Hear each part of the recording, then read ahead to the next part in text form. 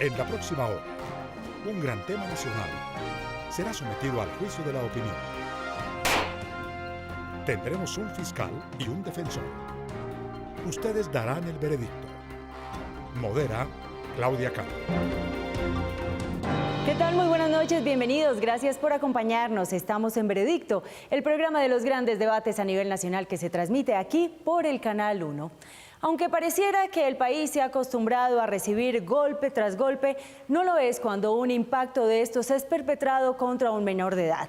Estamos hablando de lo que sucedió a finales del año anterior con la pequeña Juliana Zamboni, una pequeña de tan solo 7 años de edad que fue secuestrada, violada y asesinada por el confeso Rafael Uribe Noguera. A partir de ese momento, las manifestaciones de dolor en nuestro país no se hicieron esperar. Sin embargo, este no es el único caso. Hay todo un universo de situaciones como esta que afectan a nuestros menores de edad. Y cuando tocamos el tema de la cadena perpetua, hay quienes aseguran que este tipo de personas tienen algún padecimiento mental y que obstruyen el sistema judicial para poder modificarlo. Así que la cadena perpetua para violadores, abusadores y secuestradores de nuestros menores de edad es el debate que vamos a adelantar esta noche. Recuerden, ustedes tienen aquí la última palabra. Hacemos una breve pausa y comenzamos a desarrollar nuestro veredicto. Regresamos a Veredicto y como les decíamos en nuestro debate de hoy, vamos a analizar la conveniencia o inconveniencia de imponer la cadena perpetua a personas que asesinan, secuestran o abusan de nuestros menores de edad. Entremos en materia, veamos algunos argumentos de este debate. El país aún no se repone por la violenta muerte de la niña Juliana Zamboni por cuenta del confeso asesino Rafael Uribe Noguera. Dolor, indignación. Pero usamos el espejo retrovisor y encontramos otros muchos casos llenos de infamia contra los niños y recordamos a Luis Santiago, aquel bebé asesinado por órdenes de su padre, Orlando Pelayo Rincón en 2008, o a Jenny Catherine Huertas, abusada y ultimada por Rudy Alonso Suárez en 2004, o a los cientos de víctimas del múltiple asesino Luis Alfredo Garavito. Y es que cada vez que un caso de estos ocurre, regresamos a la cuestión de si estos individuos deben purgar sus penas ante la justicia y volver a reintegrarse a la sociedad. Para algunos expertos, esta clase de conductas son incurables, clínicamente hablando, y la reinserción es un peligro comprobado. Para otros, ellos son personas a las que la sociedad debe darles la oportunidad de reformarse. Así que ese será nuestro tema de hoy. Y como siempre, ustedes dictarán el veredicto. Perpetua para asesinos y abusadores de nuestros menores de edad es el debate que tendremos esta noche. Recuerden, ustedes en cualquier momento pueden ingresar a nuestra página de internet www.veredicto.tv. Encontrarán allí 2 casillas, una perteneciente a la Fiscalía y la otra a la Defensa para que puedan emitir su voto. También recuerden que recibimos sus opiniones y comentarios a través de nuestro fanpage en Facebook y de nuestra cuenta en Twitter @veredictonTC. Ya nuestros invitados de esta noche están listos, así que vamos a proceder a presentarlo. Nos acompaña esta noche en la Fiscalía el doctor Iván González. Él es abogado especializado en Derecho Penal y Criminología, es consultor en temas de derechos humanos y derecho internacional humanitario para entidades nacionales e internacionales. Ha sido por 14 años procurador delegado para la casación penal y cumplió funciones también de asesoramiento a otras oficinas de la Procuraduría General de la Nación. Por más de 30 años ha sido profesor de la Universidad Externado de Colombia y también por 2 años ha sido profesor de Derecho Penal Especial y Criminología de la Universidad de los Andes. Doctor González, muy buenas noches, gracias por acompañarnos. Gracias a usted, con mucho gusto. Y nos acompaña esta noche en la defensa el doctor Efraín Torres, representante a la Cámara por el Partido de la U, administrador de empresas, exgerente general de la empresa del sector eléctrico y de transporte, fue promotor de la Asociación del Gremio de Asesores de Tránsito y Transporte de Bogotá, ex vicepresidente de la Cámara de Representantes y lidera el proyecto de cadena perpetua para violadores y asesinos de los niños. Gracias, Claudia, por su invitación al programa Veredicto. Muchísimas gracias por acompañarnos. Vamos a dar inicio entonces a nuestro debate de esta noche. Doctor González puede ponerse de pie, tiene 4 minutos para exponer sus argumentos y esta será su cámara. Buenas noches a todos. Yo creo que tenemos que partir primero de unas premisas en las que tenemos que estar de acuerdo tanto Fiscalía como Defensa. Y es que cualquier posición que estemos adoptando nosotros, lo estamos adoptando no a favor de los agresores, sino a favor de la protección de los derechos de los niños, niñas y adolescentes. En ese sentido, no se trata de defender a agresores sexuales, sino de examinar racionalmente cuándo es posible o si es posible establecer una cadena perpetua para los violadores, para los abusadores o para quienes causen el asesinato de niños, niñas y adolescentes. En ese sentido, tenemos que recalcar primero dos cosas. La primera, siempre consideramos que son más efectivas las medidas de protección que las medidas sancionatorias. Las medidas de protección son más efectivas en tanto que evitan la comisión del delito. En cambio, cuando hablamos de medidas sancionatorias, estamos simplemente respondiendo a la realización de un hecho delictivo. Y eso implica una visión completamente distinta, cualquiera de las dos que optemos. Cuando hablamos nosotros de medidas sancionatorias, tenemos que tener presentes varias cosas. La primera, toda medida sancionatoria tiene que tener un respaldo en una norma de derecho constitucional. La segunda, toda medida sancionatoria debe ser proporcional tanto a la culpabilidad del autor como al daño causado. Tercero, toda medida sancionatoria debe ser coherente con las funciones que la ley y la Constitución le asignen a las penas. Y finalmente, que las medidas sancionatorias sean efectivas frente al fenómeno que se pretende proteger. Desde ese punto de vista, consideramos que una propuesta como la cadena perpetua para violadores y para homicidas de niños, niñas y adolescentes no reúne las condiciones necesarias para sacar adelante unas propuestas en este sentido. Lo primero, la Constitución colombiana actual prohíbe penas irredimibles. Entonces la propuesta es modifiquemos la Constitución y se piensa modificar la Constitución justamente en el artículo en que establece que las penas son irredimibles.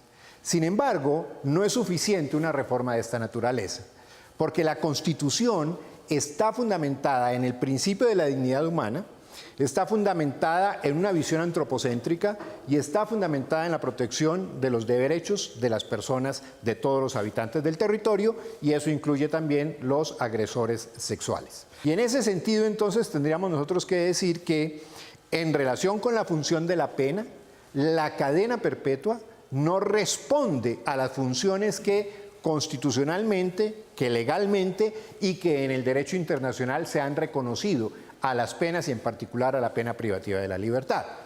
La primera de las cuales es obviamente la resocialización de la persona que ha cometido un delito. Y la cadena perpetua controvierte la función de resocialización en la medida en que quita a la persona que la recibe toda posibilidad de reeducarse o toda posibilidad de readecuar su comportamiento para vivir en sociedad una vez cumplida la pena. Pero tampoco cumple la función de protección que se está buscando en relación con los niños, niñas y adolescentes. A mí hay algo que particularmente me preocupa mucho, y es el efecto de brutalización. El efecto de brutalización consiste en que la medida que podamos adoptar nosotros en materia penal puede generar consecuencias muchísimo más dañinas que las del fenómeno que se trata de evitar. Y finalmente, tampoco la cadena perpetua cumpliría con otra de las funciones de la pena, porque lo que hace es generar una escalada de sanciones ya por sí bastante altas en el sistema o en el régimen jurídico colombiano, que implicaría que cada vez nosotros vamos generando unas mayores condiciones para implementar más castigo. Doctor González, su tiempo ha culminado ya, pero estando ahí de pie le vamos a pedir que responda a la siguiente pregunta que la formula la directora ejecutiva de la Asociación Afecto contra el Maltrato Infantil, Isabel Cuadros. ¿Cuándo considera que un abusador sexual que puede tener un comportamiento compulsivo y victimizar muchos niños y niñas está listo para salir a la sociedad? Fundamentalmente en ese sentido, lo que necesitaríamos nosotros sería implementar medidas de tratamiento sociológico y psicológico obligatorio para el abusador sexual. Obviamente, tratamientos que estén guiados por especialistas, guiados por expertos y que sean ellos los expertos quienes van a decir cuándo la persona ha recuperado las posibilidades de vivir armoniosamente dentro de la colectividad.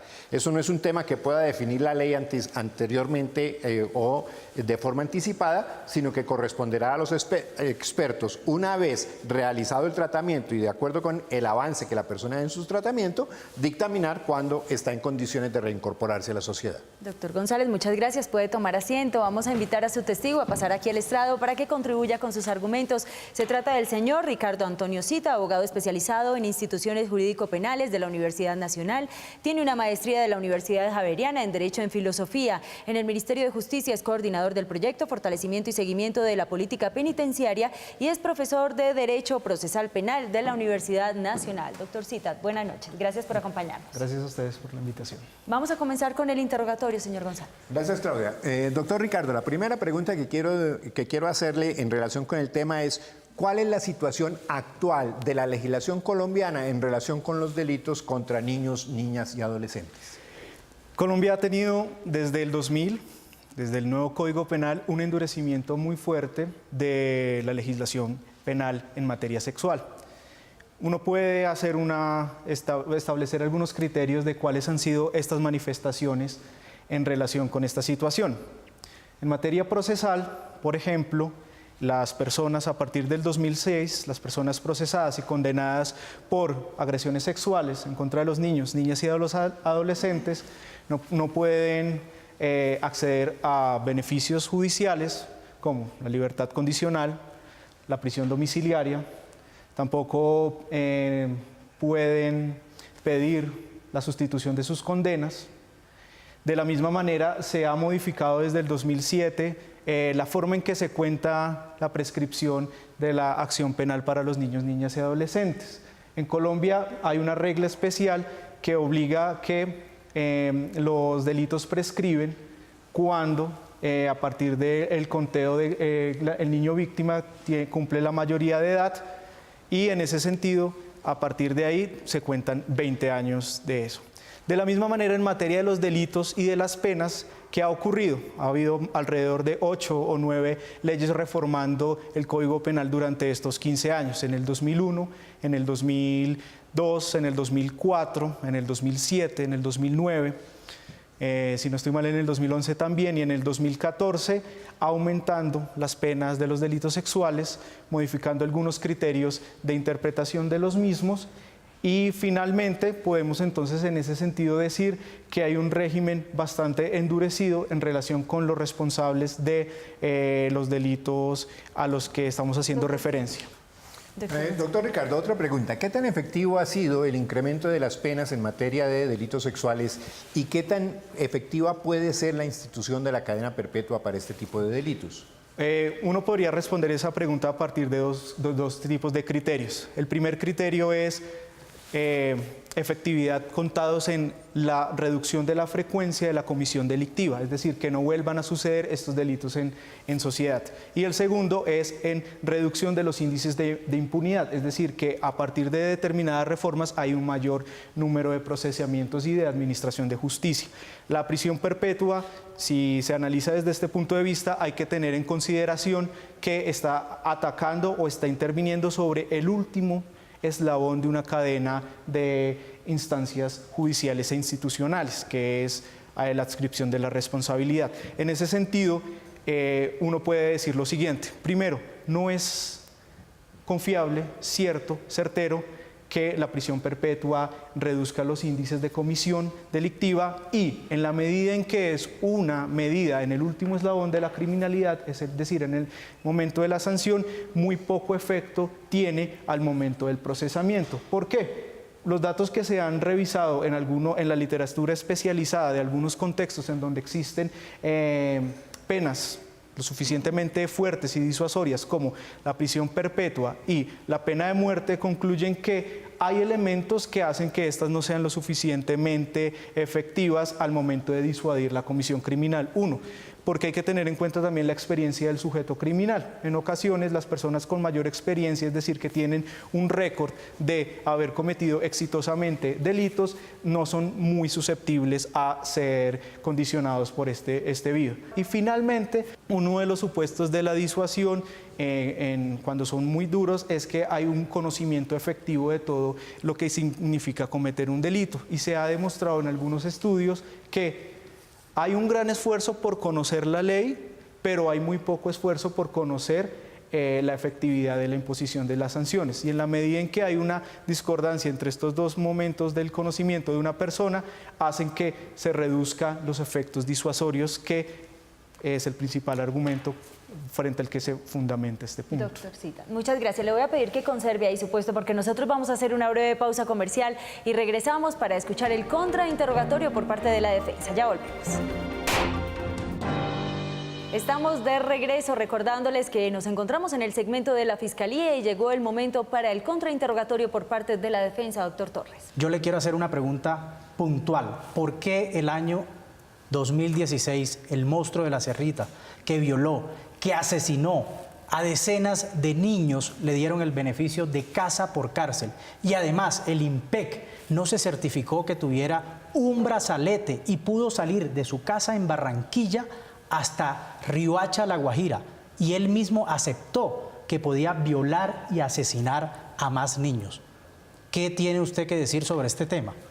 Uno puede plantear entonces la siguiente visión en torno al asunto. El primer elemento es, si ustedes miran, si ustedes examinan, las grandes dificultades que se plantean, como estos casos particulares, están relacionados con defectos en las instituciones y en algunas decisiones a nivel judicial e institucional. Sin embargo, difícilmente uno puede decir que a nivel del diseño de la legislación haya defectos que permitan predicar ese punto. Es decir, en ese sentido uno puede decir que hay errores y defectos y dificultades a nivel de las prácticas institucionales que permitirían este punto, esta comisión, pero que sin embargo el diseño como está en la legislación tiene algunos elementos que difícilmente se podrían criticar desde ese punto de vista. ¿Pero sabe las consecuencias de esos defectos? Claro, entonces usted está aceptando hoy que la legislación colombiana tiene vacíos para que un juez en cualquier momento que vaya a condenar a un violador, a un asesino de niños, pueda tomar ciertos beneficios y estar campante por las calles pudiendo violar a más niños. Esto es totalmente grave. La segunda pregunta, ¿usted conoce algún violador y asesino de niños, de menores de edad, que se haya recuperado? Deme un ejemplo, no en Colombia, sino en el mundo entero. Datos, nombres ciertos no los conozco, no, pero es claro que hay programas en otros países o en otros niveles en donde se pueden certificar algunos elementos de éxito. Claramente no son completamente exitosos, pero si también ustedes revisan, no siempre y no necesariamente las comisiones criminales que generan impacto están relacionadas con sujetos reincidentes en relación con la comisión delictiva. Es decir, también en el momento de analizar las decisiones que se toman de endurecimiento de penas, hay que ver un elemento de prevención que a veces queda desapercibido a ese nivel. Gracias, Claudia. Esas eran mis preguntas y queda totalmente claro que hay un vacío grande en la legislación colombiana para proteger a los niños en Colombia de violadores y asesinos de niños, y se necesita una cadena perpetua para poder proteger a estos niños en Colombia. Ya usted nos va a ampliar esa información más adelante. Yo tengo una última pregunta para el doctor Cita. ¿Qué pasa con las personas que tienen o se les demuestra alguna condición mental? ¿Qué pasa con la sentencia, con la condena de estas personas? Cuando a una persona se le reconoce una determinada condición mental, los jueces de la República tienen que entrar a evaluar ese tipo de condición mental. No toda condición mental está relacionada con distintas consecuencias jurídico-penales. La consecuencia más diferente en relación con el tratamiento ordinario que está relacionado con las condiciones mentales es la posibilidad de la declaración de inimputabilidad, que reconoce que un sujeto puede ser responsable desde el punto de vista penal, pero en lugar de penas, llamemos eso, penas de prisión, tienen que establecerse otro tipo de sanciones, y esas sanciones son las de medidas de seguridad. Perfecto, muchísimas gracias. Esto ha sido todo para el segmento de la Fiscalía. Nosotros vamos a hacer una breve pausa comercial. Cuando regresemos tendremos la oportunidad de escuchar los argumentos que nos trae esta noche la defensa. Ya volvemos.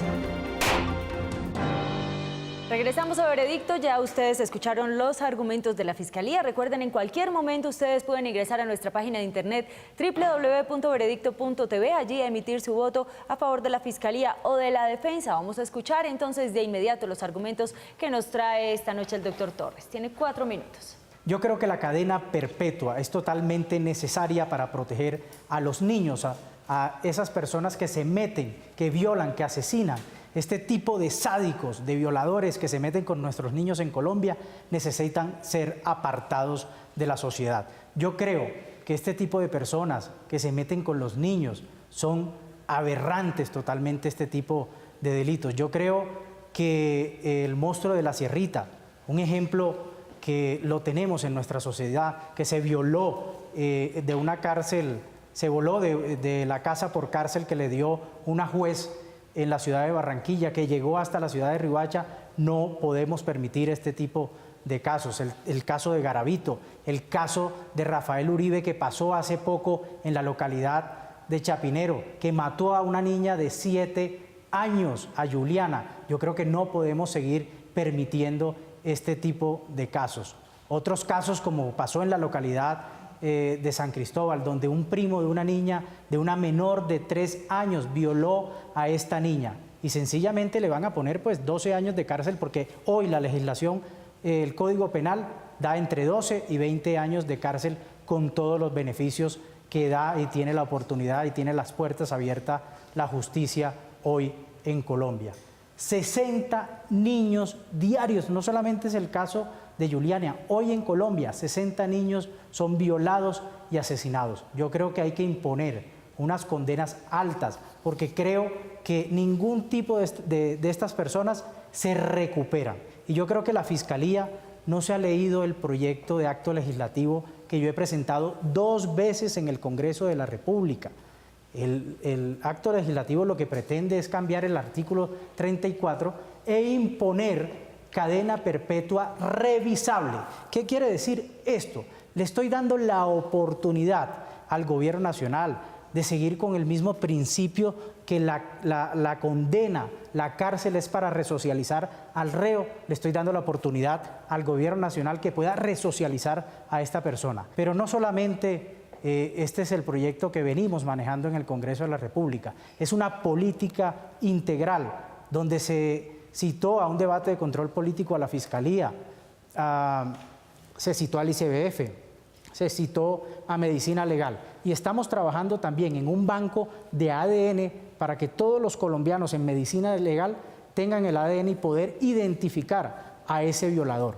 También en un registro de actividad económica, el colmo que hace 2 años encontremos una persona que haya sido condenada por delitos sexuales contra los niños y era rector de un colegio, o sea, trabajaba con los niños y había sido condenado por violación. Entonces yo creo que este tipo de hechos no se deben permitir. El tema de una justicia especial, 85.000 casos en la Fiscalía vienen represados e inactivos. Yo creo que los niños en Colombia hoy vienen siendo doblemente víctimas. Víctimas por la persona que comete el delito y víctima por la justicia en Colombia.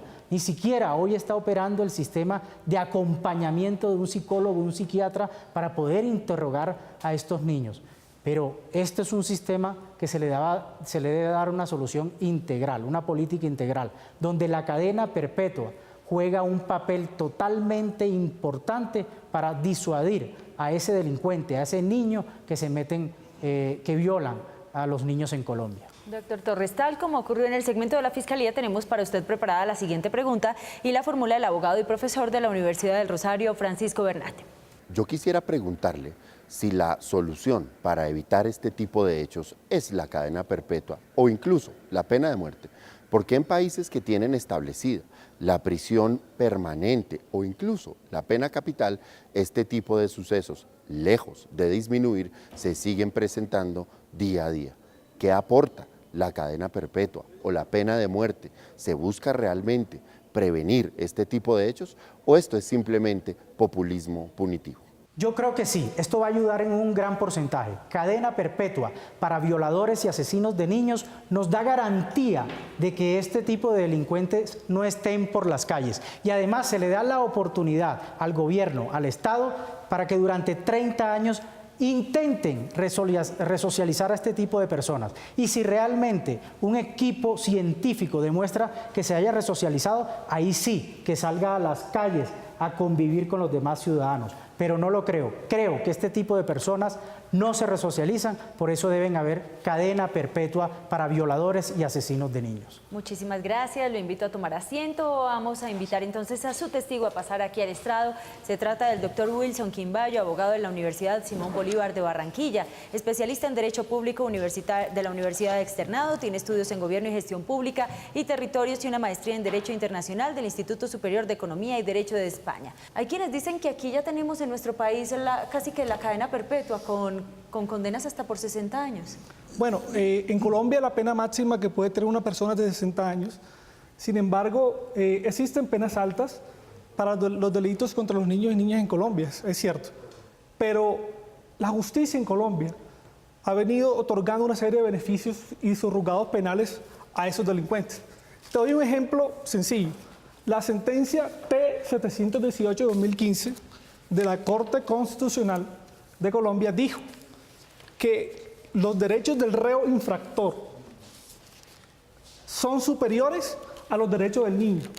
Es decir, le da redenciones y rebajas de pena a los niños y está comprobado. Entonces, una pena alta que tenga beneficios y rebajas, digamos, es una persona que es asesino o violador de niños va a tener esos beneficios, claramente.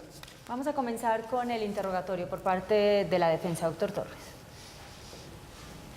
¿Cree usted, doctor Wilson, que un juez en Colombia no tiene la oportunidad de darle beneficios de rebajas de pena por estudio, por buen comportamiento a estos asesinos y violadores de niños? O sea, sencillamente un violador que viole a una niña o un niño en Colombia puede pagar hasta menos de 8 años de cárcel. Hoy, nuestro Tribunal Supremo Constitucional, que es la Corte Constitucional, que es la guardia de la Constitución política, dijo que los derechos del reo prevalecían sobre los derechos del niño. Y en ese caso de la sentencia del 2015, le dio rebajas de penas a una persona que había abusado sexualmente de un menor de 14 años. Eso quiere significar que si un delito de acceso carnal violento, por ejemplo, que tenga una condena de 14, 15 años, puede tener por rebaja de penas, o ya sea por estudio o redenciones por actividades deportivas, puede tener hoy en Colombia un juez puede darle hoy beneficios de rebajas de penas a un violador y un asesino de los niños. ¿Qué pasa? Y la siguiente pregunta se la voy a formular yo. Cuando ya está comprobado que quienes abusan de los pequeños hacen parte en la mayoría de su entorno familiar, ¿qué pasaría entonces con un pequeño que no solamente se ve enfrentado al abuso, sino también probablemente a una cadena perpetua para su padre? Está comprobado, según cifras de medicina legal, que el 90% de las personas que abusan de los niños vienen del entorno familiar. Es decir, que no solamente esos niños están en peligro, digamos, en el entorno de su sociedad, sino en el cuarto de su casa, en su propia habitación. Entonces, esas personas son las que más violan y asesinan a niños. Entonces, el tratamiento jurídico es alto el día de hoy. Tienen unas penas de agravación punitiva importantes, pero como te dije, un juez de la República hoy puede darle redenciones de penas y rebajas de penas a esa persona que ha sido condenada por violar y asesinar niños. Doctor Torres, ¿tiene alguna otra pregunta? Sí, doctor Wilson, ¿usted cree que la ley de feminicidio es hoy actualmente justa con los violadores y asesinos de niños? ¿Qué pasaría si en el caso del doctor Rafael Uribe no hubiese sido una niña, sino un niño de 7 años? Ok, la ley de feminicidio se enfoca directamente a penalizar las conductas cometidas contra las mujeres. Entonces, aquellos casos donde digamos, la víctima sea un niño, tiene unas consecuencias jurídicas desde el punto de vista de la pena diferentes, porque la pena en el caso del señor Uribe tuvo una pena importante porque fue una niña y se le dio el tratamiento jurídico de feminicidio, pero ¿qué pasaría en los casos de niños? Entonces hay un vacío legal cuando un niño es asesinado en Colombia. Tiene una pena menor para cuando son casos de niños versus cuando es el caso de una niña. Vamos a comenzar con el contrainterrogatorio por parte de la Fiscalía, doctor González. Gracias, Claudia. Doctor Quimbayo, buenas tardes. Uno de los argumentos que tiene el doctor Efraín Torres es afirmar que su proyecto de acto legislativo es una solución frente a los casos particulares. Pregunto yo, en ese proyecto de reforma o ese proyecto de acto legislativo, ¿establece algunas reformas al sistema de ejecución de penas en la cadena perpetua? Es decir, ¿elimina ese proyecto de cadena perpetua el derecho a la redención por trabajo, estudio, enseñanza o actividades de resocialización? Bien, el proyecto de acto legislativo del doctor Torres lo que quiere es eliminar la prohibición constitucional que tiene nuestra Carta de tener penas irredimibles y permitir de manera general la cadena perpetua. Luego, por una ley, una ley diferente, una ley estatutaria, reglamente en los casos precisos en los cuales se aplicará la prisión perpetua. Seguramente en ese otro proyecto de ley que reglamente ese acto legislativo inicial se establecerán los casos en los cuales debe aplicarse la cadena perpetua. Pero siendo que la Constitución establece la resocialización como una de las funciones de la pena privativa de la libertad, ¿no debe reformarse la Constitución? ¿Será suficiente con la reforma de un proyecto de ley? Bien, este es un tema importante por lo siguiente. De pronto, usted ha analizado el proyecto, la cadena perpetua como otros países lo han venido utilizando. Pero lo particular de este proyecto de ley de cadena perpetua es que es una cadena perpetua revisable. El gobierno de Mariano Rajoy en el año 2015 aprobó en el año 2015 una reforma de cadena perpetua revisable que consiste en que pasado cierto tiempo, pueda verificarse por medio de una comunidad científica si una persona se resocializó o no. Entonces, ese proyecto de acto legislativo del doctor Efraín Torres cumpliría con los fines de resocialización, porque si muy bien una persona es condenada a cadena perpetua, pero si dentro de 20, 30 años esa persona se comprueba por un comité de médicos que se resocializó, digamos, puede tener la libertad. Si no se comprueba, si los médicos dicen no tuvo la cadena perpetua, no se resocializó, esa persona seguirá pagando su condena. ¿No considera usted, y en el caso de España tendríamos que establecer diferencias en relación con los delitos a los que es aplicable la cadena perpetua y demás, pero no considera usted que más importante que implementar una cadena perpetua sin ninguna reforma al régimen de ejecución de la pena, sería más adecuado plantear la necesidad de que en delitos sexuales contra niños, niñas y adolescentes se imponga una pena de tratamiento psicológico para garantizar que la persona esté sometida a vigilancia profesional adecuada? Bien, lo que pasa es que cada año, si uno analiza las cifras de violencia sexual contra los niños, se encuentra que, por ejemplo, en el año 2005 fueron reportadas a la Fiscalía un poco menos de 1.000 casos de violencia y asesinato contra los niños. Pero vemos que en cifra de 2015 fueron 19.000 casos. Cada vez más la gente o está denunciando más o están violando más y asesinando a nuestros niños. Entonces eso quiere decir que hay unas cifras preocupantes para el Estado. Entonces, no solamente la cadena perpetua es la solución, eso es claro. Como lo decía el doctor Efraín Torres, debe haber una política integral, no solamente del Ejecutivo, del Legislativo y del Judicial, sino que se articulen entre ellos. Por ejemplo, debe dársele funciones de policía judicial a las comisarías de familia. Muchas personas resuelven sus diferencias, muchas familias resuelven sus diferencias en esas comisarías y es allí donde esas personas muchas veces confiesan la comisión de delitos sexuales entre su misma familia. Entonces la idea es darle funciones de policía a esas comisarías para que tengan un tratamiento probatorio, efectivo al momento de tener esas pruebas. Además de eso, sería importante cómo en nuestros acuerdos de paz se le va a dar una justicia especial para esa guerrilla. Sería bueno pensar, como le decía el doctor Efraín, y también le escuché a la directora del ICBF, una justicia especial para los niños. Qué bueno sería, debido a las cifras que se están presentando cada vez más contra los niños en Colombia. A ambos, muchísimas gracias. Doctor Quimbayo, muchísimas gracias. Nosotros vamos a realizar una breve pausa comercial.